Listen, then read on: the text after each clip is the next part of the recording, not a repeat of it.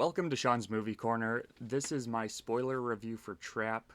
I actually didn't know if I was going to make a review for this movie. I see a lot of movies and I don't review every one, and I kind of spontaneously saw Trap last night, and I didn't know if I was going to, write a review, but it was so bad that I think I felt like I had to. And I don't really have time to script a whole thing out, so this is going to be very unscripted and just kind of me talking off the cuff. Let's get into it though. And again, I was going to do non spoiler, but I think I have to talk about spoilers in order to just get through kind of how bad it is. I think talking about specific, like a lot of my problems come with the plot, come with the way they wrote this character, some of the dialogue, and so to kind of talk about it vaguely would not really serve my point. So let's get into it. Trapped, you may have seen the trailers. It is about a father and daughter going to this concert for this pop icon, someone in the vein of a Taylor Swift. And they go there, and the father, walking around the arena, starts realizing that there's something off, that there is a lot of security, there are a lot of precautions being taken, and he realizes that the entire concert has been set up to catch a serial killer. And the cops don't know who the serial killer is, but they know that he's been on a tirade of killing a dozen people. And so I think they actually say one of the white males, adults at the concert, is the butcher. The butcher is the serial killer's name or persona, and they're going to catch him. And then the twist that comes like maybe 10 minutes into the movie is that the father is the butcher. And so that's kind of a spoiler, but they showed that in the trailer, so I wouldn't consider it one. So a really interesting premise, right? Like, I think that is something that you can never deny M. Night Shyamalan movies have. Even like Old, which I think Old is maybe one of his worst movies, even that had a good premise. And so I was interested. I knew it could have been terrible, but I don't think I thought it was going to be this bad. But let's just kind of get into it and stop dancing around my problems with it. So we have this father who is also a serial killer. And for the first probably 30-45 minutes, I just assumed that there was going to be a twist explaining that he either wasn't the butcher and he was just, they showed he has this man tied up in his basement, but maybe that he's not actually the butcher. I heard one theory that, and this was circulating around the internet when the first trailer dropped, and it was that the guy in his basement who's tied up is actually the butcher, and he's just getting revenge on the butcher. I thought that was a really interesting twist. That's not what happens in the movie. Or I thought the opposite was going to be explained, where he's actually not the father to this daughter, but he actually is a serial killer. I don't know how they would have explained that, but I thought something, because the problem with this movie is just at its face, it's really hard to believe that this guy could continue being a family man, have two kids, but then carry out being a serial killer. That is a character that challenges the audience, and a great script and a great director could pull that off to be one of the best character studies ever. But because they never do anything with it, it just kind of comes off as awkward, unbelievable, and it loses you throughout the movie. So that's my first problem.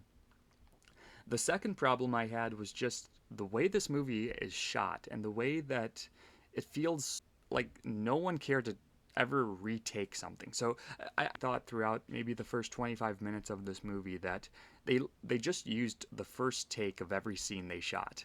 Like, that's how bad some of these lines are delivered, especially by Josh Hartnett. And I've seen some reviewers try to blame the script.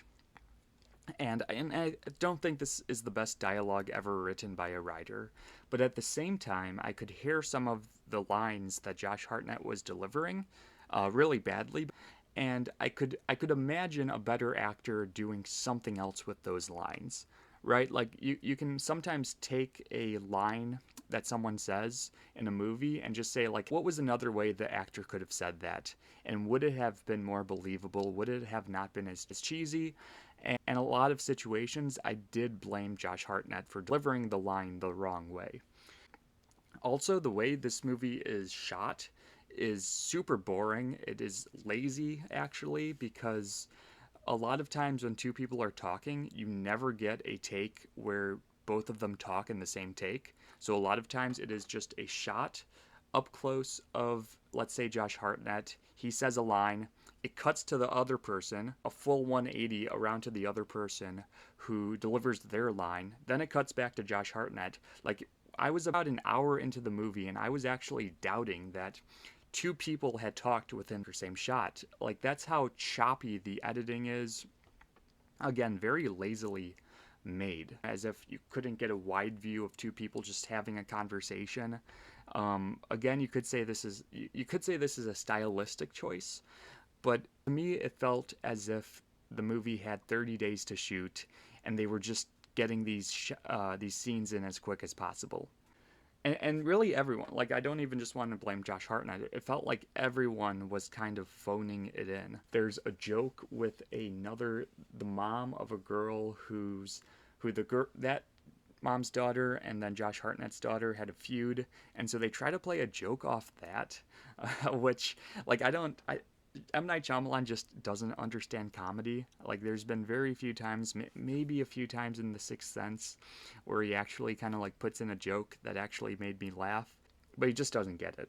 Moving on to my next problem, um, the movie just kind of doesn't think out its plot a lot. And so my problem throughout the first 30, 45 minutes was that didn't know if he was actually trying to escape. And so you see him kind of leave his daughter, and he keeps making these excuses like, "Oh, I'm gonna go buy you a T-shirt. Just stay in your seat. I'll go buy it for you." He comes back. He says, "Oh, I forgot my credit card." So he goes back out, and he keeps finding these excuses to leave and to kind of try to escape. But as an audience member, you question if he's actually going to escape because his daughter is still in her seat, right? And you don't think he's going to abandon his daughter, so you're saying, well, he's not actually going to leave now because his daughter is still there. And so just for the first, again, maybe 35 minutes, it felt like the movie was spinning its wheels, and that, like, he wasn't actually ever going to escape because he couldn't. His daughter was still there. And so that goes to a lot of the problems with this script, is that it just wasn't thought out how to make this good premise. In concept, this is a very good premise, but how to make it believable and how to make it so that there's tension in each scene. I almost never felt tension in this movie. And then I think you have to talk about one other thing, and that is the cinematography. So when you're in a big arena, let's say like a basketball arena that they're doing a concert in, which was what it looked like this concert was in, there's so many interesting things you can do as a cinematographer in that setting. I think about what Christopher Nolan did in the opening scene of Tenet, that they're at a opera, and the way he shoots the hallways is so interesting, and the way I think he even does a like drone shot so that you can see all the audience in their seats at the opera or at the concert. Um, like it's a, I don't know, it's a classical music concert at the beginning of Tenet. That is how you take advantage of a location and you make things look interesting. But the way they shoot this is like, oh, let's get a POV of how the stage would look from where Josh Hartnett is sitting. Oh, let's just kind of follow the back of him as he's walking to his seat. And it's, again, the art of cinematography is non-existent here. It's just the most boring way to shoot some of these scenes. Anyways, let's talk about the second half of this movie and how it kind of turns about halfway through. So at a certain point, you realize that the entire movie is not going to take place in the concert.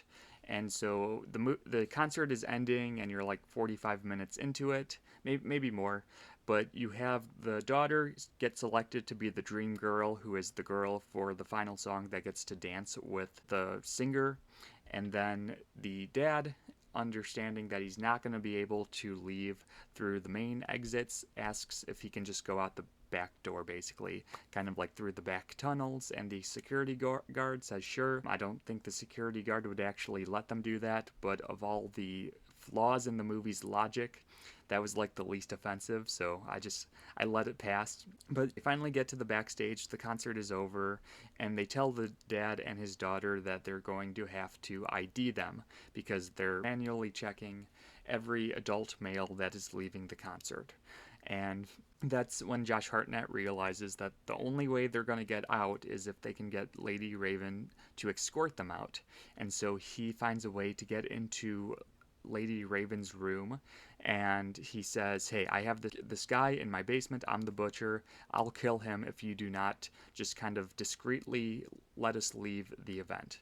And this was when I really had a problem, because as a singer who had no emotional connection to this guy in the basement, she feels really compelled not to let this guy die, which I get that the basic instinct to not let someone die is believable, but at the same time, her life was on the line. And she could have just had this guy get caught. Who knows how things would have played out? At least you're catching the serial killer. But she feels really attached to this guy in the basement. She doesn't want to let him die. I actually thought that the more compelling thing for the butcher to do would have been to threaten to kill her and take out a knife or a gun and say, hey, if you do not get us out of here discreetly, I'm going to kill you. That would have made more sense to me, but that was the kind of breaking point for me. And so they get out, she agrees to go to their house, and that's when things just started to fall apart. It's when they introduced that he actually does have a family and a wife, and I'm like, that's not believable. Again, to that point, I thought they were going to reveal that he wasn't actually the dad. I thought there was going to be another twist in there, but the reveal is kind of that he is a psychopath who can switch between the two IDs of being a serial killer at one point and a family man, a father who brings his daughters to concert at another point. Which again, that could be interesting. It's a bit reminiscent of Split, just the M. Night Shyamalan movie a few years ago where they had James McAvoy playing these different characters. But it all falls flat because it feels like it's justifying this guy's character in retrospect. And I was so out of the movie and I just didn't care what was happening that really no explanation would have convinced me. And then things go off the rails. Lady Raven steals the phone of the butcher and goes in the bathroom. She gets a full 5 minutes to go on Instagram and call her followers to get the guy out. And they do get the guy trapped in the basement out. But to me, it's like, why wasn't the butcher breaking down the door immediately? Again, he is this crazy guy who could snap at any moment. And he's just banging on the door for like 4 minutes straight. That is why when I think about this movie, it's not just disappointing, it's not just kind of underwhelming, it is actively dumb, keeps going against what you think would actually happen in these situations. And then it just got more frustrating. He is able to get inside the limo to escort the singer, and then they go through a full crowd of people. The singer is able to escape, and the special forces there to take him out has him, and then he disappears into the crowd. And I actually, the lady behind me or someone was like, what? He left? And it's like, yeah, that's how we're all feeling. This is an extremely dumb movie. Really, it is kind of one of those movies you could see that in the hands of another director, or, even just workshop the script for a month with different people, try to find different justifications for the things that happened in the movie. I think this could have became at least a fun time. At certain points, it felt like a intentionally cheesy, campy movie, something in the vein of like The Room. I actually was wondering, would this kind of transcend to become something that is so bad it's good? I don't think I would have been upset if we had just been watching a movie that leaned into its unbelievableness. And the thing is that not every movie has to be grounded completely in reality. I think especially when it comes to thrillers and horror movies, you're always going to have to understand that maybe it plays out in the movie, not how it would play out in real life. I go back to Us as an example of a movie I defend And a lot of people take issues with some of the logistics and that there's plot holes with the way that the story is constructed. I always say that the movie is so good I can forgive some of those plot holes. And I mean, even go to Get Out, just kind of looking at Jordan Peele's filmography, he does a really good job at sometimes not being able to explain how everything happens, but because the surrounding elements are so engaging and so interesting that you are able to forgive maybe some of the less believable things that he writes within the movies. But when the surrounding elements are so goofy and cheesy like they are in this movie, that there's no way you can forgive it. So I don't think I have to belabor the point. This is kind of going on for a while, but I wanted to talk about how disappointed I was in this movie. It needed more time to come together. There just wasn't enough oversight in figuring out like would we make this premise have tension and how would we make it thrilling. It is just kind of a very straightforward way to play it out, and it was disappointing because of that. If I had to give it a score, I'd probably go like a 2 out of 5. I mean, maybe worse. The more I think about it, the less I like it. So that's my review for Trap. Thanks for watching, and please like and subscribe if you want to see more.